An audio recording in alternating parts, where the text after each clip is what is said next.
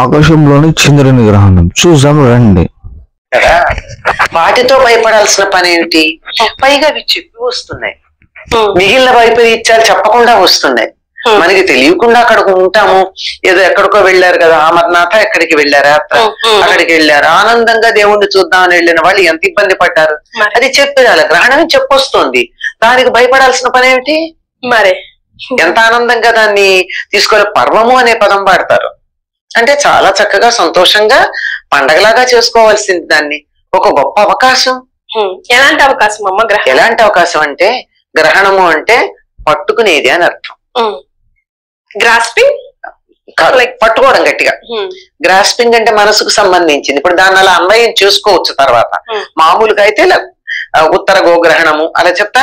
గ్రహణం అలా గ్రహణం అంటే తీసుకోవడం, పట్టుకోవడం. అలా పట్టుకునేటటువంటి సమయంలో ఇది దేనికి సంబంధించింది? చంద్రుడికి సంబంధించిన గ్రహణం. చంద్రగ్రహణం అంటే ఏమిటి అర్థం? చంద్రుడేమో మనఃకారకుడు, మనస్సు మీద ప్రభావం కలిగిన వాడు. అటువంటి చంద్రుడి మనస్సు మీద ప్రభావం కలిగినటువంటి చంద్రుడిని రాహు పట్టుకుంటున్న సందర్భంలో అంతరిక్షంలో ఎన్ని మార్పులు వస్తాయో మన మనస్సులో కూడా అన్ని మార్పులు వస్తాయి కదా. ఏం జరుగుతుంది? మామూలుగా మనసు బ్రహ్మాండంగా యాక్టివ్ గా ఉంటుంది. చంద్రుడిని రాహు పట్టుకుంటే చంద్రుడికి మూమెంట్ లేదు కనుక మన మనసు కూడా కామ్ గా ఉంటుంది. అలాంటప్పుడు ఏం చేసినా మనసు గట్టిగా, మనసులో దూరిపోతుంది. కనుక గ్రహణ సమయంలో మనం ఏ పని చేసినా కొన్ని వేల లక్షల రెట్లు ఎక్కువ ఫలితం ఉంటుంది. మనం మామూలుగా రామ అని ఒకసారి అన్నామనుకో, ఒక్కసారి అన్న ఫలం. అదే గ్రహణ సమయంలో అన్నామనుకో ఎన్నో లక్షల సార్లు అన్న ఫలం ఉంటుంది. అందుకని మంత్రం ఏదైనా దీక్ష ఉన్నటువంటి వాళ్ళు గ్రహణ సమయానికి 3 గంటల ముందు కనీసం, ఇంకా కొన్ని దీక్షలు చేసేవాళ్ళు 9 గంటల ముందు. ఈ సంవత్సరం మనకి 9:58 వస్తోంది కదా. అంటే 1 గంట తర్వాత ఏం తినరు, పచ్చి మంచినీళ్ళు కూడా తాగరు. మహా అయితే 3 గంటల తర్వాత నీళ్లు కూడా తాగరు గనక 6 గంటలకో కాసిని మంచినీళ్ళు తాగితే తాగుతారంతే. ఇంకా తర్వాత ఏముంటుంది? ఎందుకంటే చంద్రుడికి నీళ్లకి సంబంధం ఉంది. ఉందా లేదా? ఉందమ్మా. ఉందని ఎలా తెలుసు మనకి? అంటే ఏది లేకపోయినా కనీసం సముద్రంలో అలలు చూసుకున్నా అలా చూసైనా చంద్రుడికి అంటే నీళ్లకి, ద్రవ పదార్థాలకి చంద్రుడికి సంబంధం ఉంది కదా. అర్థమవుతుంది. కనుక ఆ చంద్రుడి యొక్క ప్రభావం మన శరీరంలో ఉన్న ద్రవ పదార్థాల మీద పడకుండా ఉండాలి అంటే మనం వీలైనంత వరకు ఏమీ తీసుకోకుండా ఉండడం మంచిది. ఆ సమయంలో అరుగుదల ఉండదు, ఇంద్రియాలన్నీ పనిచేయడం మానేస్తాయి. అందువల్ల ఆ టైంలో లోపల ఏదన్నా ఉన్నట్టయితే అది అరగక 3 గంటలో 4 గంటలో అలా ఉండిపోయి పాచి పడిపోయి పాడైపోయి మనకు అనారోగ్యాన్ని కలిగిస్తుంది. కనుక ఆ సమయానికి తిన్నది ఏదైనా అరిగిపోయేటట్టు చూసుకోవాల్సినటువంటి అవసరం ఉంది. 3 గంటలు మనం తినే సాత్వికమైనటువంటి ఆహారం పూర్తిగా అరగడానికి 3 గంటలు పడుతుంది. నాన్ వెజిటేరియన్ లాంటివి అయితే 24 గంటలు పడుతుందట అరగడానికి. అంత లోపల ఉంటుంది. అందుకని ఒక్కొక్కసారి ఏమవుతుందంటే ఆ లోపల ఉండిపోయినందువల్ల అది స్టాగ్నేట్ అయ్యి కొంచెం పాడయ్యే అవకాశం ఉంది. అంచేత ఎక్కువగా డైజెషన్ కి సంబంధించిన problems, heavy foods, non vegetarian లేదా తినగలిగిన దానికన్నా చాలా ఎక్కువ ఆహారం తింటే వస్తుంది మామూలుగా. అందువల్ల ఆ సమయంలో కడుపులో ఏం లేకుండా చేసుకోవడం అన్నది ఆరోగ్య దృష్ట్యా చాలా మంచిది. అలా ఉంటే ఆ సమయంలో ఎక్కువగా మనసు గ్రహించే శక్తి ఉంటుంది. అందువల్ల మంత్రాలు అలాంటివి అవైనా ఉన్నట్టయితే ఎక్కువ చేసుకుంటూ ఉంటారు. మంత్రదీక్ష ఉన్న వాళ్ళైతే నీళ్లలో నిలబడి చేస్తారు. అంటే సముద్రం కావచ్చు అమ్మ, సముద్రంలో నిలబడితే అలలు మామూలుగా కన్నా ఎక్కువ తేడాగా వస్తాయి కదా. అంచేత భయం కలగచ్చు. అంచేత స్నానం చేసి ఒడ్డుకొచ్చేసి కూర్చుని చేస్తారు. లేదంటే ఏ గంగ లాంటివో, గోదావరి లాంటివో కనుకున్నట్టయితే ఆ నదుల్లో స్నానం చేసి ఒడ్డునొచ్చి కూర్చుని ఆ తడి బట్టలతోనే జపం చేసుకుని ఆ తర్వాత గ్రహణం పూర్తయ్యాక మళ్ళీ విడుపు స్నానం చేసి అప్పుడు మామూలుగా కార్యక్రమాలు చేసుకుంటారు. అదే ఇంకా కొంతమంది దీక్షగా చేయాలనుకున్న వాళ్ళు అలా గంగ మధ్యలో నిలబడి జపం చేస్తారు. ముఖ్యంగా సూర్యగ్రహణం అటువంటి సందర్భాల్లో గ్రహణం ప్రారంభమైనప్పటి నుంచి అలా ఉండి గ్రహణం వదులుతున్నప్పటి నుంచి సూర్యుడి వైపుకి తిరిగి చూస్తూ జపం చేసే పద్ధతి కూడా ఒకటి ఉంది. కానీ అందరూ ఈ గ్రహణాలని చూడడం ఆరోగ్యానికి మంచిది కాదు, మామూలుగానే మంచిది కాదు. కొంతమంది మీద మరింత ఎక్కువ ప్రభావం ఉంటుంది. గ్రహాల ప్రభావం మనుషుల మీద ఉంటుందా అంటే ఉంటుందో లేదో పౌర్ణమి అమావాస్యలకి సముద్రాన్ని చూస్తే తెలుస్తుందా లేదా? అదే అమ్మా, సముద్రమే అక్కర్లా, మనకు కూడా తేడా ఉంటుంది కానీ మనం కొంచెం బ్యాలెన్స్ లో ఉంటాం గనక తెలియదు. కాస్త మనస్థిమితం లేని వాళ్ళ దగ్గర కనపడుతుందా లేదా తేడా? అవునమ్మా. ఎందుకు మనలో కూడా చాలా మంది అంటే కొంతమంది మనం అమావాస్య వచ్చిందంటే ఏదో ఒక చికాకులు వస్తూ ఉంటాయి, పౌర్ణమి వచ్చిందంటే ఏదో ఒక చికాకు. మూడీగా ఉండేవాళ్ళని అంటాం, వాడి విషయం అంతా అమ్మా పున్నమ అమావాస్యలు అంటాం. మరి అంటే పూర్ణిమ నాడు ఎక్సైటెడ్ గా ఉంటాడు, అమావాస్య నాడు డల్ గా ఉంటాడు. మరి అట్లాంటి వాళ్ళని చూస్తే అర్థం అవటం లేదా అంతరిక్షంలో ఉండే గ్రహాల ప్రభావం మన మీద ఉంటుంది అని?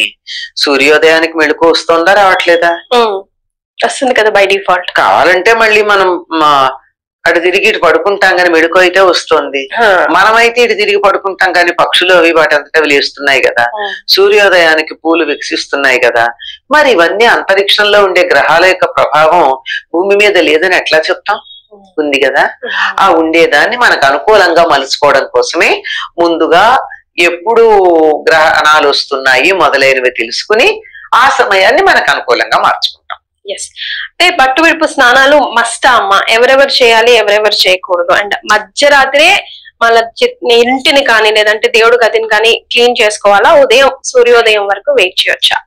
ఎవరెవరు పట్టు విడుపు స్నానాలు చేయాలి అంటే ఎవరైతే ఆ సమయాన్ని సద్వినియోగం చేసుకుని సాధన చేద్దాం అనుకుంటారో, ఏదైనా మంత్రం ఉందనుకో, చెప్పగా కొంతమంది నదుల్లోనే ఉండి చేస్తారని, మనం అంత దాకా వెళ్ళలేము. అసలు ముందు అంత అదృష్టం అక్కడుంది మనకి. మరి నదులు మన చెరువులు ఉన్నాయి కానీ కాళ్ళు పెట్టడానికి కూడా పనికిరాని చెరువులు. అయ్యో, ఇక్కడ క్రాస్ అవుతుంటేనే ఇట్లా పోవాలి. అదే కదా. అంచేత మనం మామూలుగానే స్నానం చేసి చక్కగా దేవుడి దగ్గర దీపం పెట్టుకుని హాయిగా మనకి నచ్చినటువంటి లేదా మనకెవరైనా గురువులు మంత్రం ఇస్తే ఇవ్వచ్చు, ఎవ్వరు ఇవ్వకపోయినా చేయదగిన మంత్రాలు 2 ఉన్నాయమ్మా. ఒకటి శ్రీరామ అనేది, ఇంకొకటేమో నమశివాయ అనేది. ఆల్ ఆఫ్ సడన్ ఇప్పుడు నేను అనుకున్నాను, అందరూ చెప్తున్నారు కదా, ఇప్పుడు అమ్మ చెప్పారు కదా, నేను ఈ టైం ని సద్వినియోగం చేసుకుంటాను అని చెప్పి స్టార్ట్ చేయొచ్చు అమ్మా? చేసేయచ్చమ్మా. హాయిగా మీకు ఇష్టదైవం శివుడైతే నమశివాయ అని, ఇప్పుడు ఓం మొదలైనటువంటివి ఏమన్నా చేరిస్తే మాత్రం అప్పుడు గురువు దగ్గర ఉపదేశం కావాలి. అందులో ఏం లేదు కదా, చక్కని పంచాక్షరి నమశివాయ చేసుకోవచ్చు. లేదు హాయిగా శ్రీరామాన్ని చేసుకోవచ్చు. శ్రీరామ రామ రామేతి రమే రామే మనోరమే సహస్రనామ తత్తుల్యం రామనామ వరానని నేను చెయ్యొచ్చు. లేదా శ్రీరామ జయ రామ జయ జయ రామ, చాలా గొప్ప మంత్రం. తులసీదాసు 13 లక్షలు చేసేటప్పటికి రాముల వారి దర్శనం కూడా అయింది దానికి. అంత మంచి మంత్రం. అలవాటు ఉంటే లలితా సహస్రనామం చదువుకోవచ్చు, లేదా విష్ణు సహస్రనామం చదువుకోవచ్చు. ఏది లేదా చక్కగా స్నానం చేసి అలా కూర్చుని ఏమీ వద్దండి, ఒక్కసారి దైవాన్ని తలుచుకొని కళ్ళు మూసుకొని ధ్యానం చేసుకోండి. ఏమైనా చేయొచ్చు. ఏం చేసినా ఎన్నో రెట్లు ఫలితం ఉంటుంది గనక చక్కగా చేసుకోవచ్చు. మరి మీరు స్నానాలు అన్నారు, ఎవరైతే ఇట్లా ఈ అవకాశాన్ని అద్భుతంగా వినియోగించుకోవాలనుకున్నారో అట్లా చేయొచ్చు. లేదంటే కాళ్ళు చేతులు కడుక్కుని ఒకసారి దండం పెట్టుకుని తలుచుకోండి. పిల్లలైతే అలాంటివి చేయాల్సిన పనే లేదు, వాళ్ళు హాయిగా పడుకోవచ్చు. కాకపోతే వాళ్ళకి 6 లోపల అన్నం పెట్టేసి పడుకోబెట్టాడు అంతే. స్నానం కూడా లేచాక చేయొచ్చు, అప్పుడే చేయాలని నియమం లేదు. అంటే పాచి ఒక మైల అంటుకున్నది గనక దాన్ని వదిలించుకుంటాం అంతే, అంతకన్నా ఇంకేం లేదు. మీరు అన్నట్టు ఇళ్ళు కడుక్కోవడాలు దేవుళ్ళు కడుక్కోవడాలు అవన్నీ ఉన్నాయి. అర్ధరాత్రి ఏం చేయక్కర్లేదమ్మా, పొద్దున చేసుకోవచ్చు. సూర్యోదయం తర్వాత ఎప్పుడు లేస్తే అప్పుడు, సూర్యోదయం తర్వాత ఎప్పుడు లేస్తే అప్పుడు. తెల్లారుదాం 4ంటికి లేచే అలవాటు ఉన్న వాళ్ళు 4ంటికి చేసుకోండి, ఎప్పుడు లేచే అలవాటు ఉంటే అప్పుడు చేసుకోవచ్చు. సో అస్సలు చేయకూడని పని గ్రహణం టైంలో? గ్రహణం టైంలో తినకూడదమ్మా, తాగకూడదు, తినకూడదు, తాగకూడదు. ఏవైనా కొన్ని కఠినమైన పనులు అంటే కత్తులతో పనిచేయడం అలాంటివి చేయకూడదు. షార్ప్ గా ఉండేటటువంటివి కొట్టడాలు అలా అవి చేయకూడదు. వివాహం అయినటువంటి వాళ్ళు బ్రహ్మచర్యం పాటించాలి. సో ప్రెగ్నెంట్ ఉన్న ఆడకూతుర్లను మాత్రం ఈ వీడియోస్ చూసి గ్రహణంకి సంబంధించి మస్తు భయపడుతున్నారు కదమ్మా. అసలు మినిమం బేసికల్ గా అఫ్ కోర్స్ అందరికి తెలుసు కదలకుండా పడుకోవాలి అలాగా. సో వాళ్ళు ఒక్కసారి గుర్తు చేద్దాం ఏం చేయాలి ఏం చేయకూడదు. గ్రహణంలో ఉన్నటువంటి గర్భవతులైనటువంటి ఆడపిల్లలు వీలైనంత వరకు ఇనుము ఒంటికి తగలకుండా చూసుకోండి. ఓకే. అంటే చాలా మందికి సేఫ్టీ పిన్స్ మంగళసూత్రాల్లో పెట్టుకునే అలవాటు ఉంటుంది, అదొద్దు. అలాగే బ్లౌజెస్ కి వాటికి ఇనప బటన్స్ మెటల్ తో ఉన్నటువంటి సేఫ్టీ పిన్స్ పెట్టుకోవద్దు. హుక్స్ లాంటివి ఉంటే పెట్టుకోండి, అంతేగాని అవి కూడా ప్యూర్ ఇనుము కావు గనక ఇట్స్ ఓకే. అవి కూడా లేకుండా ఈ రోజుల్లో అమ్మాయిలు చాలా మంది నైటీలు వేసుకుంటున్నారు హుక్స్ లేకుండా కదా, అది బెటర్. ఒంటికి ఇనుము లాంటివి తగలకూడదు. తర్వాత వీలైనంత వరకు కదలకుండా పడుకోవడం చాలా మంచిది. ఆహార నియమాలు ఎలాగో ఉన్నాయి, ఇవన్నీ కూడా గర్భవతులు, బాలింతలు, చిన్నపిల్లలు, రోగులు, వృద్ధులు వీళ్ళకన్నీ కన్సెషన్స్ ఉన్నాయి. అంచేత తినకుండా ఉండలేము, గంటకి తినందే లోపల బిడ్డ బాధపడతాడు అని కనుక అనిపించినట్టయితే ఆ సమయంలో తేలికగా ఉండే పాల లాంటివి తీసుకోండి, కానీ ఘన పదార్థాలు తీసుకోకండి. పాలు ఇంకేం రకరకాల ద్రవాలు తాగుతారు కదా, ఏవో ప్రోటీన్ వేసుకుని ఏవో సంథింగ్ కొంచెం ఎక్కువసేపు అడుగుండేట్టు ఘన పదార్థాలు కాకుండా. అందులో ఈసారి రాత్రి గనక మనకి పెద్ద సమస్య లేదు, ఎలాగో రాత్రి పెద్దగా తినేదే ఉండదు కనుక 6 గంటల లోపల తినేది ఏదన్నా తినేసి మళ్ళీ కావాలంటే 8, 8:30 ప్రాంతాల్లో కాసిన పాలు మళ్ళీ ఇబ్బంది లేకుండా తాగేసి పడుకుంటే సరే. ఆ పడుకునేది కూడా అస్తవ్యస్తంగా ఎడాపెడా పడుకోకుండా. అది ఎందుకంటే చంద్రుడికిను నీళ్ళకి సంబంధం చెప్పాం కదా. గర్భవతి లోపల ఉండేటటువంటి శిశువు ఎందులో ఉంటాడు, ఉమ్మ నీరులో ఉంటాడు. ఆ ఉమ్మ నీరు మీద కూడా ప్రభావం ఉంటుంది కదా. అంచేత అది అల్లకల్లోలం కాకుండా అయోమయంగా కాకుండా మనమేమో కదులుతూ ఉంటే అదొక డైరెక్షన్ లో వెళ్ళి అంతరిక్షంలో ఉండే రేస్ వల్ల అది ఇంకో డైరెక్షన్ లోకి వెళ్ళి అది కొంచెం ఇబ్బంది పడుతుంది. అలాంటి ఇబ్బందులు కలగకుండా ఉండేటట్టుగా చక్కగా కదలకుండా పడుకోండి. ఇంతకు మించినటువంటి పెద్దగా పాటించాల్సిన నియమాలు ఏమున్నాయమ్మా, కానీ ఇదే చాలా కష్టమైంది. త్వరగా తినేయండి. ఇంకా చాలా అదృష్టం ఈసారి రాత్రి దరిదాపుల్లో 10 గంటలకు వస్తోంది అంటే సగం నిద్రపోతూ ఉంటాం, సగం ఆల్మోస్ట్. అసలు ఆ తర్వాత ఆ సమయంలో తినే సమయం కూడా కాదు కనుక దానివల్ల సమస్య లేదు. అమ్మ నిల్వ వస్తువుల్ని గరికతో మనం గరిక కన్నా దర్భతో మనం నిల్వ వస్తువుల్లో వేస్తూ ఉంటాం, ముఖ్యంగా ఈ గ్రహణాలప్పుడు. ఎందుకని అమ్మా? దర్భకు అటువంటి శక్తి ఉందమ్మా.